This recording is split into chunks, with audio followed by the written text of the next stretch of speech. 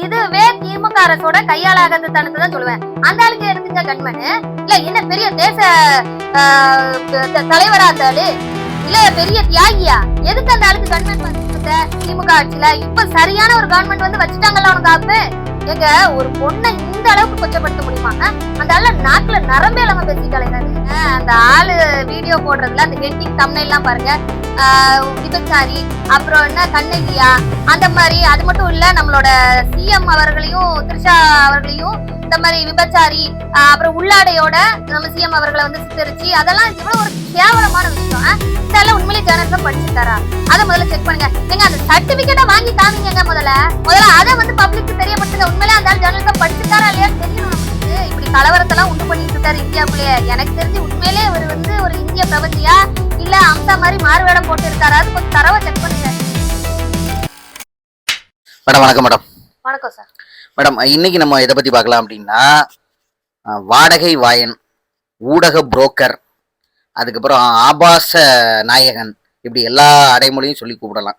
முக்தார் அப்படிங்கிற ஒரு முட்டாள் அப்படின்னே சொல்லலாம்னு வைங்களேன். ஏன்னா அவரை பத்தி பேசுறதுல தப்பு கிடையாது. ஏகப்பட்ட இடத்துல எல்லாரையுமே மரியாதை குறைவா, ஆபாசமா, தரக்குறைவா எல்லாமே பேசியிருக்கான் அந்த ஆளு.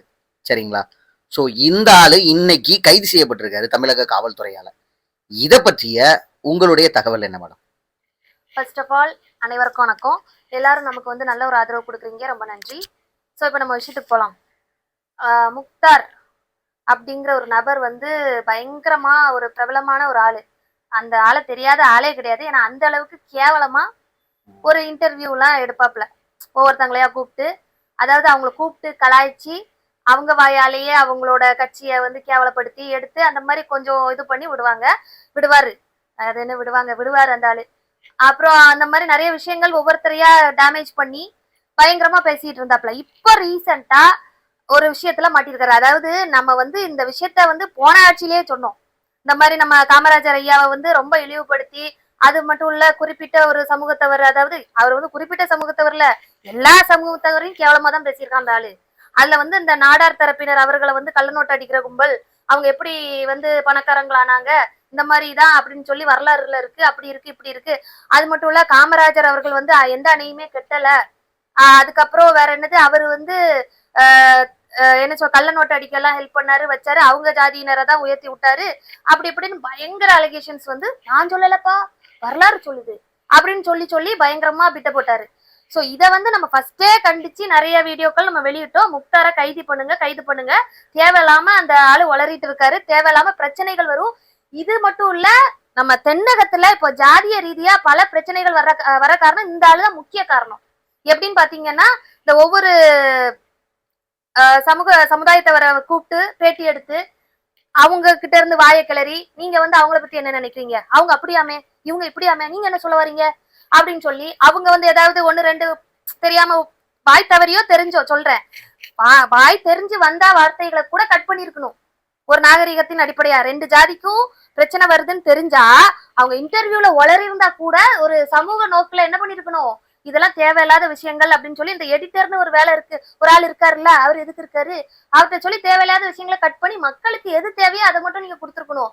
நீங்க என்ன பண்ணீங்க, அந்த ஆட்களை நல்லா ட்ரிகர் பண்ணி விட்டு வாயை கிண்டி கிளறி அந்த ஆட்களை வந்து அப்படி இப்படின்னு மத்த கட்சியினரையோ மத்த சமுதாயத்தவரையோ பேச விட்டு அதை வந்து நீங்க வந்து உங்களோட என்ன சொல்றது நீங்க கல்லா கட்டணும்னு சொல்லிட்டு இந்த மாதிரி நிறைய ஜாதிகளுக்குள்ள வன்முறையை வந்து தூண்டி விட்டுருக்காரு அந்த ஆளு.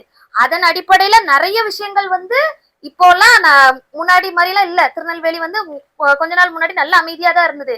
இப்போ ரீசெண்டா ஆணவ கொலை என்ன, அப்புறம் அந்த கொலை இந்த கொலை ஜாதி வெறி கொலை இப்போ வரைக்கும் நிறைய வன்முறைகள் வந்து நடந்துட்டு இருக்கு. யாரு காரணம்? முழுக்க இருந்தால்தான் காரணம். எப்படின்னா இந்த மாதிரி ஒவ்வொரு சமுதாய தலைவரை பத்தி பேசுறது எடுத்து அவங்க நான் ஆண்ட பரம்பரை அந்த மாதிரி நாங்க அப்படி இப்படி எங்களை இப்படி பண்ணாங்க அப்படி பண்ணாங்க, அவங்க வந்து கொஞ்சம் வன்மத்தோட கக்குறது வைக்கிறது. இன்னைக்கு அது சமுதாய ரீதியா தென் மாவட்டங்கள்ல வெடிக்குது. ஆமா, ஒவ்வொரு ஜாதியில இருந்து ஒவ்வொருத்தரையும் கொஞ்சம் ஃபேமஸ் பர்சனாலிட்டியை கூப்பிட்டு வீடியோ எடுத்து இன்டர்வியூ எடுத்து அதை வந்து டெலிகாஸ்ட் பண்ணி அதை பாக்குற மக்களுக்கு மத்தியில நீ பெருசா நான் பெருசாங்கிற ஒரு வாக்குவாதம் வரும்ல. இது வந்து இப்ப காமனா ஒரு ஜெனரலான ஒரு டிஸ்கஷன் தான். அதுவே மக்களுக்குள்ள கை கலப்பா மாறுறதுக்கு முக்கிய புள்ளி வந்தான் இந்த ஆளுதான். சோ அதை வந்து நம்ம முதல்ல கண்டிச்சோம். அந்த ஆளோட வாய் சரியில்லை, தேவையில்லாம நிறைய விஷயங்கள் பேசுதாரு. அதுவும் மக்களுக்குள்ள வந்து வன்முறையை தூண்டும் வகையில பேசுதாரு. இது சரியில்லை. நம்ம நிறைய வீடியோ வந்து பதிவிட்டோம் போன ஆட்சியில. ஆனா எந்த ஒரு இதுவுமே எடுக்கல. இல்ல அப்போ அந்த கையாளாகாத தனம் திமுக அரசுனால தானே மேடம்? அப்ப திமுக அரசு தானே இவனை வந்து பக்கபலமா வச்சிருந்திருக்கு. இப்ப கண்டிப்பா இன்னைக்கு இது எத்தனையோ அவன் மேல ரிப்போர்ட் கொடுத்தோம், எவ்வளவோ அலிகேஷன்ஸ் கொடுத்தோம், அவதூறுகள் பரப்புறாங்க வைக்கிறாங்க என்னை பத்தி அப்படின்னு சொல்லி அந்த ஆளே பேட்டி கொடுத்தான். ஆனா அவன் மேல ஆயிரக்கணக்கான பெட்டிஷன் வந்து கொடுத்துருக்கோம். இது வரைக்கும் ஒரு நடவடிக்கை கிடையாது. அப்போ திமுக அரசோட கையாளாகாத தனம் தானே அது. ஆனா இன்னைக்கு தாவேக அரசு அதை நிகழ்த்தி இருக்குல்ல, அப்ப அதுக்கு ஒரு பாராட்டுகள் தானே தாவேக அரசு. கண்டிப்பா பாராட்டியே ஆகணும். ஏன்னா இது வந்து ஒரு பெரிய விஷயம். ஏன்னா பூனைக்கு யாரு மணி கட்டுறது? அதாவது நான் ஜேர்னலிஸ்ட், நான் என்ன பேசினாலும் பேசுவேன்னு. இல்ல என்ன ஜேர்னலிஸ்ட், அவர் என்ன படிச்சிருக்காரு, அவருடைய கல்வி தகுதி தான் என்ன? கல்வி தகுதி அவர்கிட்ட தான் கேட்கணும். அது வந்து நமக்கு அன்னையில இருந்தே ஒரு சந்தேகம் இருக்கு. இத வந்து அவர் வந்து பொதுப்படையா வெளிப்படுத்தணும். ஏன்னா நிறைய பேர் கொஸ்டின் பண்றாங்க, அந்த ஆள் உண்மையிலேயே படிச்சிருக்காரா? ஏன்னா ஜேர்னலிசத்துல இந்த மாதிரி ஆபாசமான வன்முறையை தூண்டுற வகையில ஜேர்னலிசம் கிடையாது. ஜேர்னலிசம்னா என்னது? ஜேர்னலிஸ்ட்னா யாரு? உண்மையை வெளிப்படுத்துறவங்க, உள்ளத உள்ளபடி மக்களுக்கு தெரியப்படுத்துறவங்க. அதுல வந்து எந்த ஒரு பாகுபாடும் இல்லாம, எந்த ஒரு சாதிக்கோ, எந்த ஒரு சமுதாயத்துக்கோ, எந்த ஒரு ஏழையோ பணக்காரனோ எந்த வித்தியாசமும் பார்க்காம உண்மை என்னன்னு பளிச்சுன்னு மக்களுக்கு தெரியப்படுத்துறது ஜேர்னலிசம். அது வந்து யாரா இருந்தாலும், தப்பு பண்ணது யாரா இருந்தாலும் அவங்களோட உண்மை முகத்தை வெளிக்காட்டுறதுதான் ஜேர்னலிசம். ஆனா இந்த ஆளு அங்கேயும் இங்கேயும் பணத்தை வாங்கிக்கிட்டு அவங்களுக்கு ஜாதகமா 2 சிங்சான், இவங்களுக்கு ஜாதகமா 2 சிங்சான் அப்படின்னு போட்டு நல்லா கல்லா கட்டிக்கிட்டு, அது மட்டும் இல்ல யாரெல்லாம் கொஞ்சம் வளர்ந்து வர்றாங்களோ அவங்களெல்லாம் டேமேஜ் பண்ணி கீழே தள்ளணும் அப்படிங்கிற ஒரு நோக்கத்துல இப்ப ரீசெண்டா நம்ம முதல்வர் விஜய் அண்ணன் அவர்களையும் திருச்சி அவர்களையும் பத்தி பயங்கரமா போட்டிருந்தாரு. அந்த ஒரு ஸ்லைடே வந்து போட்டு அதுல வந்து விபச்சாரி அப்படின்னு வச்சிருக்காங்க மேடம். ஆமா அந்த மாதிரி. அதுக்கப்புறம் இப்போ ரீசெண்டா இந்த விஷயம் அவரு நம்ம அண்ணாமலை அண்ணன் அவர்களை குறிச்சு இந்த மாதிரி தப்பா பேசின மாதிரி, அந்த பாஜகல இருந்து ஒரு லேடிய இந்த மாதிரி தப்பா பேசின மாதிரி ஒரு விஷயம் வந்திருக்கு.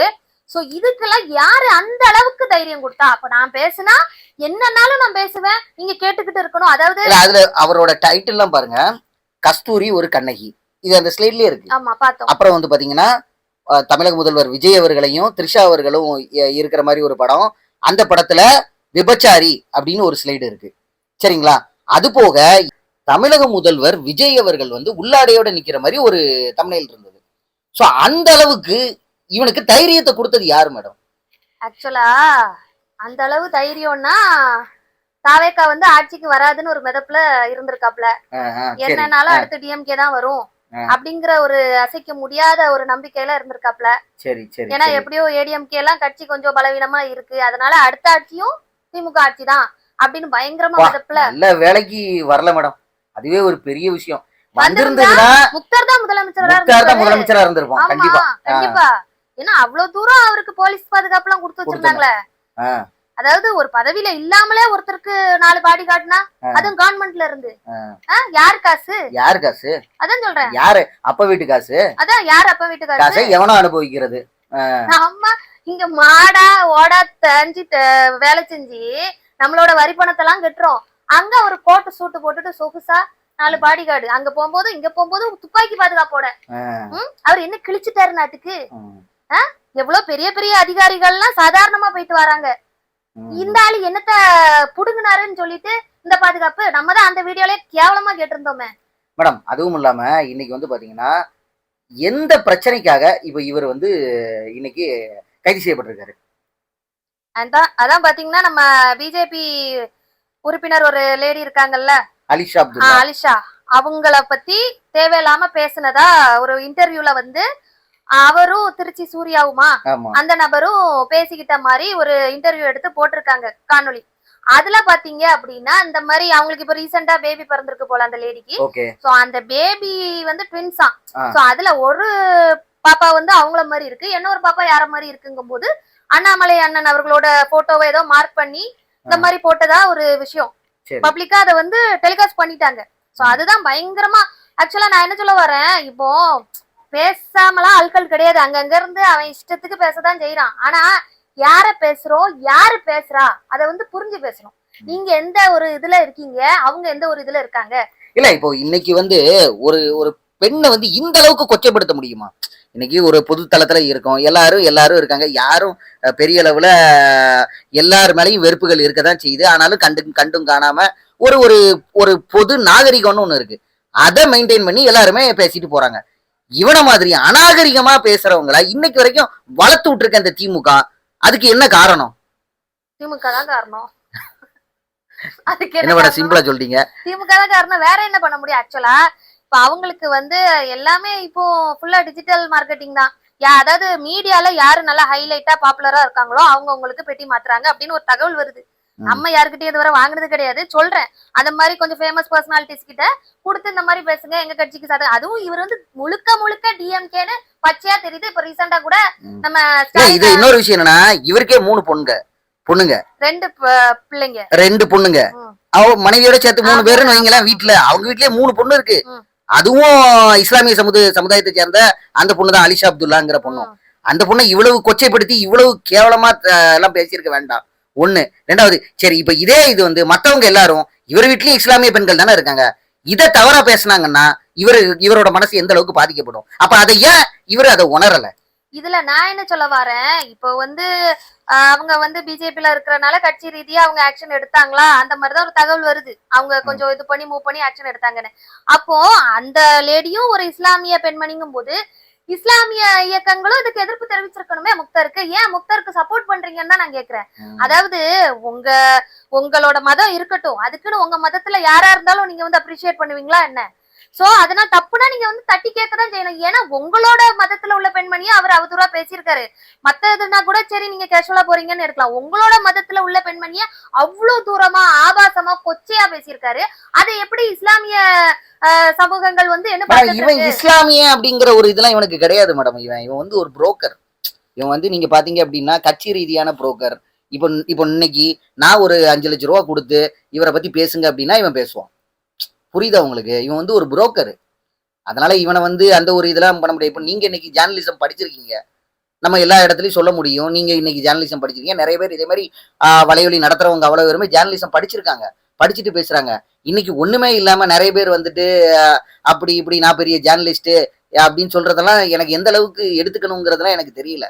ஆனா அதே அளவுல ஆனா சரி, நீங்க ஜேர்னலிசம் தான் படிக்கல, நல்ல அளவுக்கு ஒரு ஒரு டிகிரியாவது முடிச்சிருக்கீங்களா? அதுவுமே தெரியலையே. இப்ப இவன் வந்து என்ன பண்ணிருக்கான், என்ன முடிச்சிருக்கான், எந்த கல்லூரியில பயின்றான், ஏதாவது இருக்கா? இவனை பத்தி ஒரு தரவு இருக்கா? எதுவுமே இல்லை. எனக்கு தெரிஞ்சு இது துரந்தர் மாதிரி இவன் வேற எங்கேயும் இருந்து ஸ்பையா அங்க வந்திருக்கானான்னு கூட தெரியாது யாருக்கும். உண்மையா இல்லையா மேடம்? இந்தியால உள்ள ஒரு கலாச்சாரத்தையும் தமிழ்நாடுங்கிற ஒரு மாநிலத்துல இது மாதிரி ஒரு கலவரத்தை உண்டு பண்றதுக்காக வெளியே இருந்து இவனை ஒரு ஸ்பையா அனுப்பியிருக்காங்களாங்கிறது கூட எனக்கு ஒரு டவுட்டா இருக்கு. அதுதான் காவல்துறை வந்து விசாரிக்கணும். ஏன்னா இது வந்து எனக்குமே டவுட்டா இருக்கு. ஏன்னா இப்போ ஒரு இடத்துல வந்து நம்ம இருக்கோம்னா அந்த மக்களுக்குள்ள நம்ம கலவரத்தை உண்டு பண்றோம்னா அப்ப நம்ம யாரு? அதுதானே சொல்றாங்க. இப்போ நம்ம சொல்றோம், அதாவது இப்போ முக்தாரை பொறுத்தவரை அவரோட இன்டர்வியூ எல்லாமே பாருங்க, எதுவுமே அதாவது மக்களுக்கு நம்ம உண்மையை சொல்றோம், அது 2வது விஷயம். ஆனா அவர் வந்து பொய்யும் புரட்டும், அங்க திருடி இங்க போட, இங்க திருடி அங்க போட, அவன் வாய கிளற இவன் வாய கிளற. அதாவது ஃபார் எக்ஸாம்பிள் இப்ப ரீசெண்டா நடந்த நிறைய விஷயங்கள் நம்ம பார்த்தோமே, அவங்க கட்சி சார்பிலேயே ஆட்களை கூப்பிட்டு அவங்களோட கட்சியே அசிங்கப்படுத்துறது, இந்த மாதிரி ரீசெண்டா நிறைய புரோக்கர் வேலை பார்த்துட்டு இருந்தாப்ல. இப்போ வசமா மாட்டிருக்காரு. அது வந்து ஒரு பெரிய சந்தோஷமான விஷயம். அது மட்டும் இல்ல, நம்ம முதல்வர் அண்ணனுக்கு ஒரு பெரிய நன்றிகள். ஏன்னா நம்ம வந்து போன ஆட்சியில இருந்தே கத்திட்டு இருக்கோம். நம்ம வீடியோஸ் எல்லாம் பார்த்தாலே தெரியும் மக்களுக்கு. முக்தரை ஏன் என்ன கைது பண்ணல, முக்தரை கைது பண்ணவரை நான் பேசிட்டு தான் சார் இருப்பேன்ட்டு நான் நிறைய வீடியோல நான் கத்திருக்கேன். நிறைய பேர் கூட கேட்டாங்க, எதுக்கு உங்களுக்கு இவ்வளவு ஆக்ரோஷம், எதனால இப்படி கத்துறீங்க, அந்த ஆளு என்ன பண்ணா வச்சா, அந்த ஆளு தானே எல்லாத்துக்கும் காரணம். தென் மாவட்டத்துல வர்ற சமுதாய பிரச்சனைகளுக்கெல்லாம் முழு முதற் காரணம் முக்தாரை தான் நான் சொல்லுவேன். இப்ப ரீசெண்டா தான் இந்த மாதிரி கொலைகள்லாம் நிறைய நடக்குது. கொஞ்ச நாள் முன்னாடி கொஞ்சம் அமைதியா தான் இருந்தது தென்னகத்துல. அந்த அளவு மாறி மாறி கொலை வெட்டு குத்துலாம் நடக்கல. ஆனா இப்போ ரீசெண்டா அந்த ஆளோட வீடியோ ஒவ்வொரு சமுதாயத்தவரை கூப்பிட்டு எடுத்து நீங்க பெருசா அவங்க பெருசா போட்டு பாருங்க, அப்படி பேசுறது இப்படி பேசுறது, அதெல்லாம் ஒரு என்ன சொல்றது, வன்முறையை தூண்டுற அளவுக்கு இருக்கு அவரோட வார்த்தைகள் எல்லாம். அதை எல்லாமே நம்ம வந்து சுட்டி காட்டணும். சோ அதனால இது வந்து ஒரு நல்ல ஒரு தொடக்கம்னு எனக்கு தோணுது. இந்த ஆளை அரெஸ்ட் பண்ணது ஒரு நல்ல விஷயம். ஆனா என்ன, பெயில அது இதுன்னு விட்டுறக்கூடாது, ஆயுசுக்கு களி தீங்குற மாதிரி பண்ணணும். ஏன்னா இவன் திருப்பியும் வந்தானா திருப்பி ஏதாவது தேவையில்லாத வேலைகள்லாம் பண்ணுவான்.